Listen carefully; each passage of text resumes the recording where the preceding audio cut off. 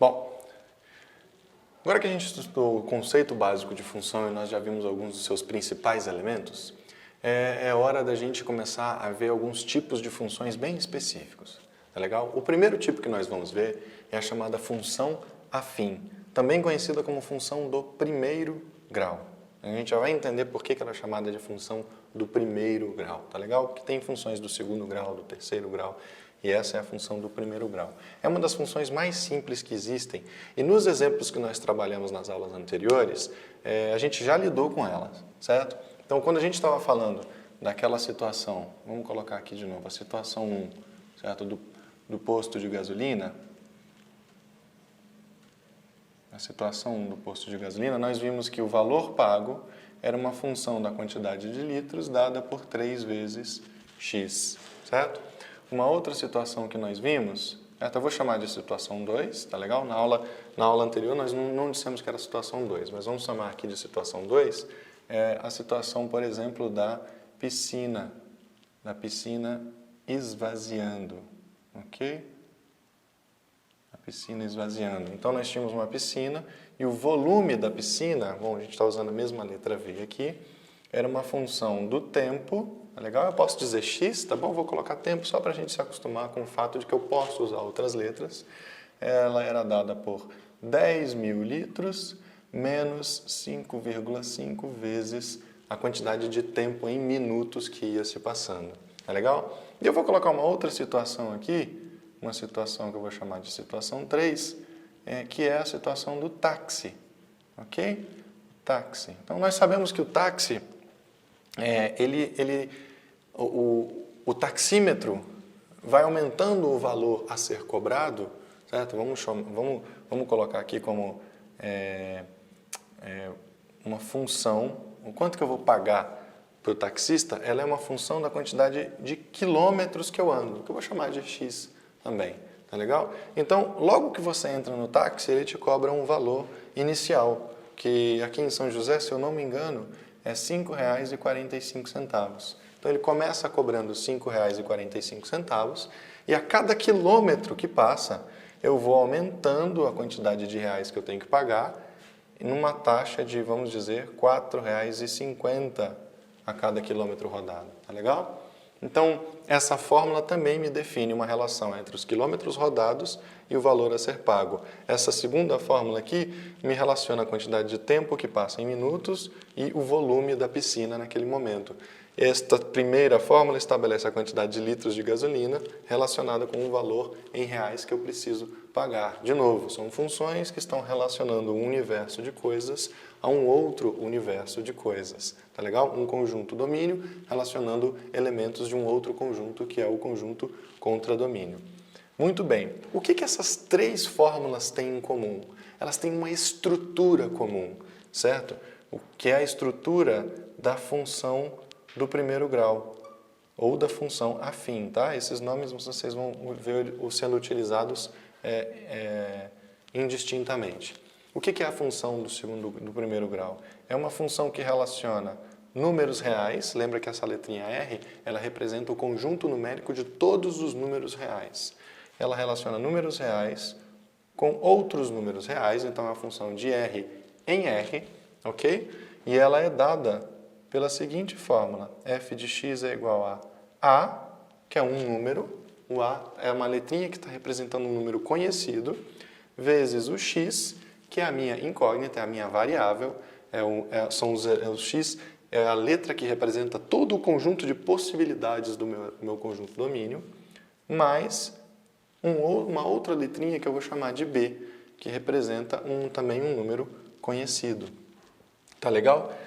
Então, vamos associar aqui, em cada uma dessas situações, quem é o A e quem é o B, para a gente entender direitinho. Então, vamos lá. Na situação 1, eu percebo que eu tenho 3 vezes x. Quem é o A? O A é sempre o cara que está multiplicando o x. Neste caso, o A é o 3.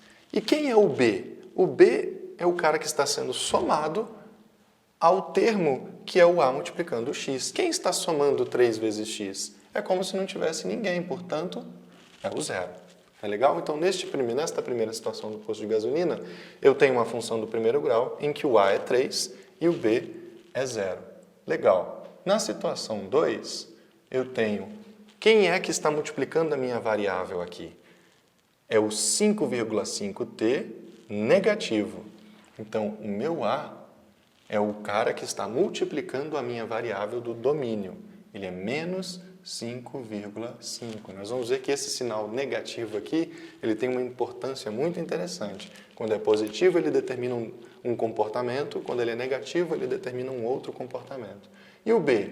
O B é o termo solto, é o termo independente. Nesse caso, o 10.000. Então, 10.000 é o meu B. Muito bem. Na situação número 3, o que eu tenho? Quem é o termo que está multiplicando a minha variável, o meu x? 4,50. Então, o meu A é 4,5. Tá? Lembrando que 4,5 e 4,50 é a mesma coisa. E o meu B é o termo independente, é o termo que não tem x. Nesse caso, 5,45. Tá legal? Os valores A e B, como vocês podem perceber, eles são números quaisquer.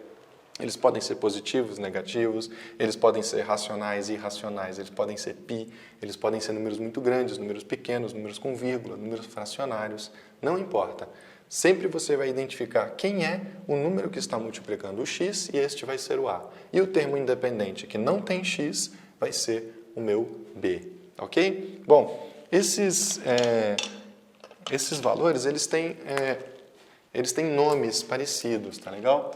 Esse A, ele é conhecido como taxa de variação. Por quê? Porque é ele que determina como é que a minha função varia. Percebam que aqui a minha função varia de 3 em 3. A cada 1 litro colocado, eu aumento R$3. Aqui, a cada minuto que passo, eu diminuo 5,5 litros na minha piscina. Aqui, a cada quilômetro rodado, eu aumento o preço do taxímetro em R$ 4,50. Então, por isso nós chamamos esse valor de taxa de variação. E aqui eu posso chamar de termo independente. Tá legal? Termo independente. No sentido de que é um número que não varia conforme o x. Certo? Esse B é um número que está definido e ele não muda.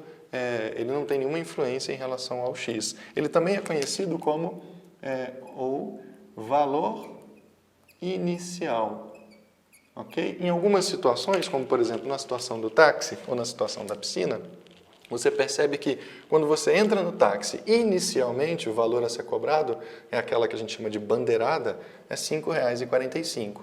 Neste caso, a minha piscina tinha 10.000 litros inicialmente, antes de começarmos a esvaziar a piscina. Portanto, ele também é conhecido como valor inicial. Então, essa é a definição de função afim. É uma f de x, que é um número que multiplica o meu x, lembrando que x é um elemento do meu domínio, mais um b, que é um outro número qualquer. Esses números são valores reais, tá legal? É bom a gente enfatizar aqui, tá bom? Muito importante a gente dizer que A e B são constantes, tá legal? Então, eles são números fixos, eles não são valores que vão mudando. Eles são valores fixos, como vocês veem aqui. Aqui é menos 5,5, 10.000. 3 e 0.